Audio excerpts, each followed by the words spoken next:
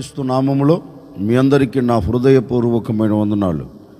దేవుడి దినమంతా మీకు తోడై ఉండి మిమ్మల్ని ఆశీర్వదించి కాపాడునుగాక. పరిశుద్ధ గ్రంథంలో నుండి దావీదు రాసిన 18వ కీర్తన 39వ చరణాన్ని నేను చదువుతా ఉన్నాను. మీ పరిశుద్ధ గ్రంథమైన బైబిల్ తెరచి చూడండి.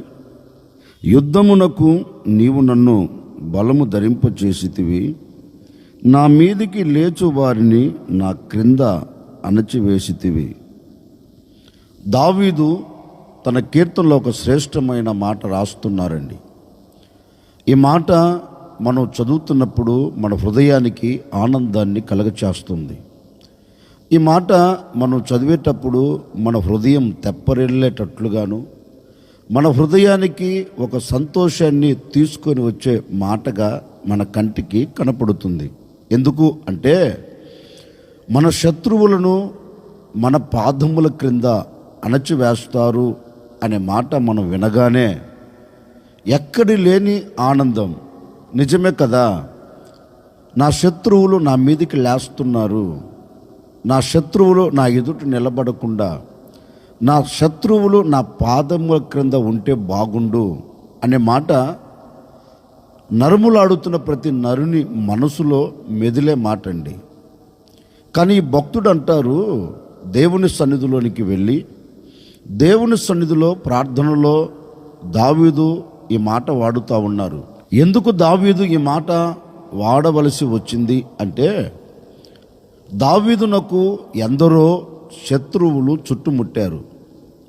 ఒక ప్రక్క చుట్టుప్రక్కల దేశములలో ఉన్న శత్రువులందరూ, మరొక ప్రక్క మామ అని పిలువబడుతున్న సౌలు ద్వారా, ఈ ప్రక్కేమో మామ, ఆ ప్రక్కేమో శత్రువులు దావీదును చుట్టుపడవేశారు. దావీదు మనసులో మెదిలే మాట ఏంటంటే, ఇక నేను ఈ శత్రువుల చేతుల్లో నుంచి విడుదల పొందలేను, ఇక నేను మరలా సమాజంలో విలువగా బ్రతకలేను, నేను తల ఎత్తుకొని తిరగలేను, ఈ శత్రువులు నన్ను అణచివేస్తారు అనే ఆలోచనలో దావీదు నిలిచిపోయాడు. మరి దావీదును ఏర్పరుచుకున్న దేవాతి దేవుడు దావీదును ఎలా మర్చిపోతాడు? దావీదును గురించి దేవాతి దేవుడు అంటారు, ఇతడు నా హృదయానుసారుడు. దావీదును గురించి దేవుడే సాక్ష్యం ఇస్తారు, ఇతడు నా ఇష్టానుసారుడు, నా హృదయములో ఉన్న ప్రతిదీ ఇతడు నెరవేర్చే వ్యక్తి అని దావీదును గురించి దేవాతి దేవుడే సాక్ష్యం ఇచ్చారు కదా. మరి ఆ సాక్ష్యం ఇచ్చిన దేవాతి దేవుడు దావీదును ఎందుకు విడిచిపెడతారండి?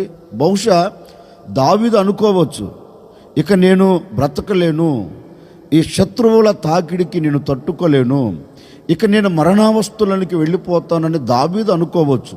కానీ దావీదును నిర్మించిన దేవుడు అనుకోవాలి కదా, దావీదును నిర్మించిన దేవాతి దేవుడు ఆలోచించాలి కదా, దావీదును నిర్మించిన దేవాతి దేవుడు దావీదుని చెయ్యి విడిచిపెట్టాలి కదండి. దేవాతి దేవుడు దావీదు చేతిని విడిచిపెట్టకుండా దావీదునకు చుట్టుముట్టిన శత్రువులందరి చేతుల్లో నుంచి దావీదును విడిపించి శత్రువులందరినీ దేవుడు ఏం చేశారంటే క్రింద అణచివేశాడంటండి. అంటే దావీదు ముంగిట నిలబడకుండా శత్రువులందరినీ దేవుడు దావీదు పాదముల క్రింద అణచివేశాడు. ఇప్పుడు అణచివేసిన తరువాత కృతజ్ఞత కలిగిన వాడై దేవుని సన్నిధిలోనికి వచ్చి ఈ కీర్తన రాస్తున్నాడు. అయ్యా, నాకు ఎన్నో ఆపదలు కలుగుతూ వచ్చాయి, ఎన్నో అవంతరాలు నా ముంగిట నిలబడుతూ వచ్చాయి, కానీ ఈ ఆటుపోటులు, ఈ అవంతరాలు, ఈ ఆటంకాలు, ఈ అడ్డుబండలు లాంటి శత్రువులందరినీ నువ్వేం చేశావంటే నా పాదముల క్రింద నీవు అణచివేశావు. నా మీదకి ఎవరైతే లేస్తున్నారో, నా మీదకి ఎవరైతే లేచి బయలుదేరి వస్తున్నారో వారందరినీ నీవేం చేశావంటే అణచివేశావు అంటాడండి దావీదు.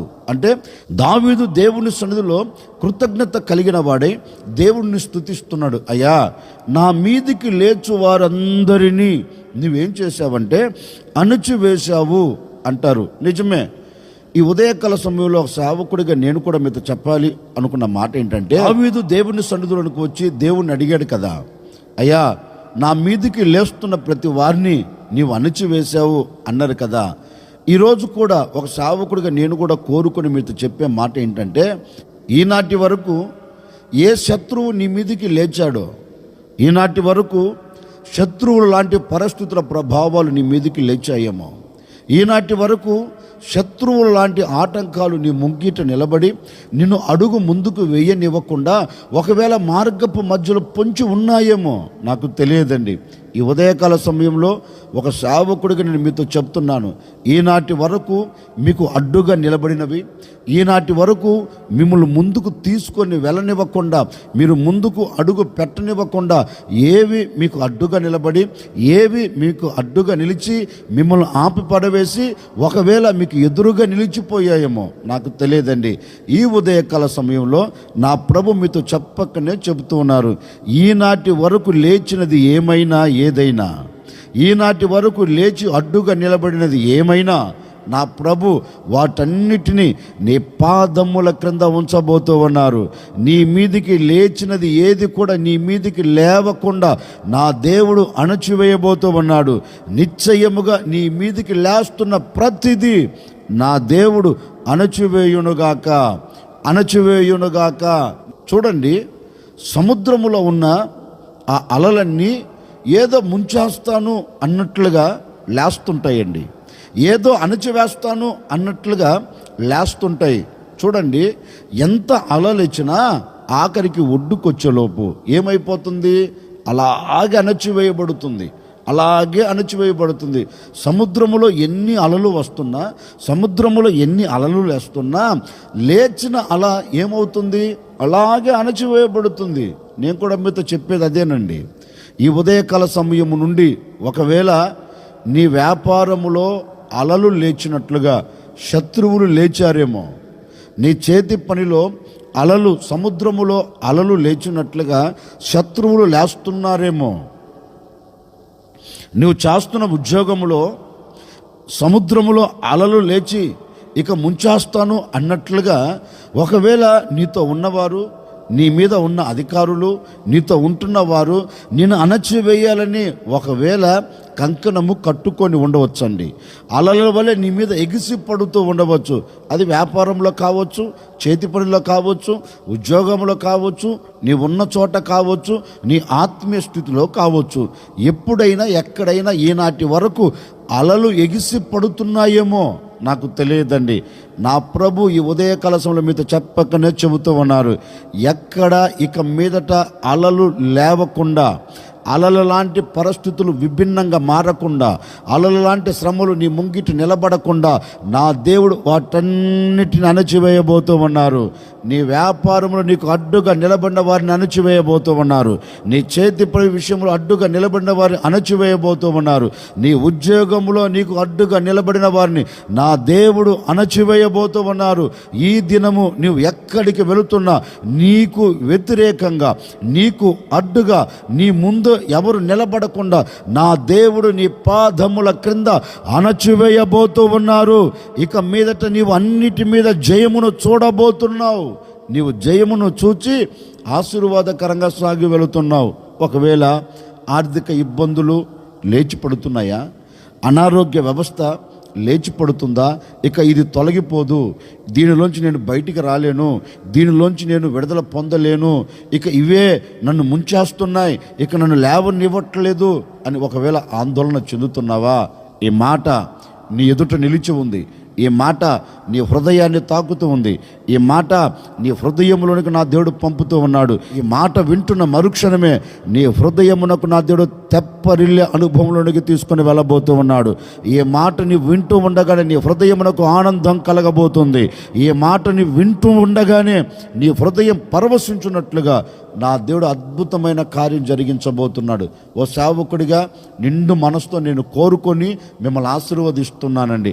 జనవరి 1వ తేదీ నుండి ఈ క్షణం వరకు, ఈనాటి వరకు ఒకవేళ ఏది నిన్ను అణచివేయాలని కంకణము కట్టుకొని ఉందో నాకు తెలియదండి. ఏ సమస్య నిన్ను అణచివేయాలని, ఏ సమస్య నిన్ను లేవకుండా చేయాలని కంకణము కట్టుకుందని నాకు తెలియదండి. భయపడవలసిన అక్కర్లేదు. ఈ దినములు నా ప్రభు అన్ని విషయాల్లో నీ హృదయంలో ఇక కష్టం లేకుండా, నీ హృదయంలో ఇక వేదన లేకుండా, ఇది తొలగిపోదు అనే బాధ లేకుండా నా ప్రభు ఒక అద్భుతమైన కార్యం జరిగించబోతూ ఉన్నాడు. అన్నిటికీ విముక్తిని కలగ చేయబోతూ ఉన్నాడు. లేచినవన్నిటి నా దేవుడు అణచివేయబోతూ ఉన్నాడు. ఇక మీదట ఏది కూడా నీ ముంగిట లేవకుండా, ఏ శత్రువు ఆలోచన నీ ముంగిట లేవకుండా అన్నిటి నా దేవుడు అణచివేయబోతూ ఉన్నాడు. అన్నిటి మీద మీకు జయము నా దేవుడు ఇవ్వబోతూ ఉన్నాడు. అన్నిటి మీద నా దేవుడు మీకు జయమును ఇచ్చి ఆశీర్వాదకరంగా నడిపించబోతూ ఉన్నాడు. అందుకే దావీదు అంటారు, నా మీదికి లేస్తున్న వారందరినీ నువ్వేం చేశావు? అణచివేశావు. నేను కూడా కోరుకొని ఈ మాటలు ముగిస్తున్నానండి. నేటి వరకు లేచిన ఏ శత్రువు ఆలోచన అయినా, నీ మీదికి ఎవడు లేస్తున్నా వారందరినీ నా ప్రభు నీ పాదముల కింద అణచివేయబోతూ ఉన్నాడు. నీ పాదముల కింద నా దేవుడు ఉంచబోతూ ఉన్నాడు.